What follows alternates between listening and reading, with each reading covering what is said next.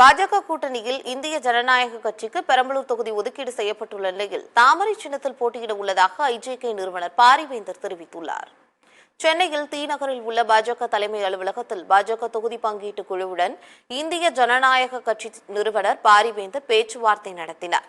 இதன் பின்னர் செய்தியாளர்களை சந்தித்த பாரிவேந்தர் பாஜக கூட்டணியில் இந்திய ஜனநாயக கட்சிக்கு பெரம்பலூர் தொகுதி ஒதுக்கீடு செய்யப்பட்டுள்ளதாக தெரிவித்துள்ளார்.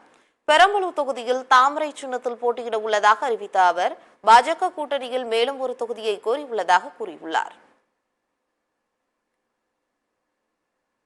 இந்திய ஜனநாயக கட்சிக்கு பெரம்பலூர் பாராளுமன்ற தொகுதியை உறுதிப்படுத்தி இருக்கிறார்கள். நாங்கள் கேட்டது 2 தொகுதி, ஒன்று பெரம்பலூர், மற்றொன்று கள்ளக்குறிச்சி. இப்போதைக்கு பெரம்பலூர் பாராளுமன்ற தொகுதியை உறுதிப்படுத்தி இருக்கிறார்கள். இன்னும் 2 நாட்களில் கள்ளக்குறிச்சி கொடுப்பதற்கு வாய்ப்பு இருக்குமா என்று ஆய்ந்து அதன் பிறகு முடிவை சொல்லுவதாக சொல்லியிருக்கிறார்கள். தாமரை சின்னத்தில்.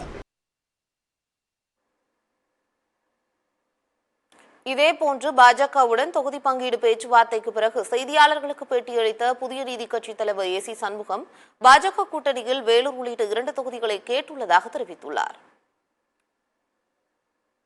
புதிய நீதி கட்சி தேசிய ஜனநாயக கூட்டணியிலே தாமரை சின்னத்திலே வேலூர் தொகுதி போட்டியிட்டு இருக்கிறது. ஆகவே வேலூர் தொகுதியை முதல் தொகுதியாக புதிய நீதி கட்சி கேட்டு இருக்கிறது. 2வது தொகுதியாக இன்னொரு தொகுதியையும் கேட்டு இருக்கிறோம்.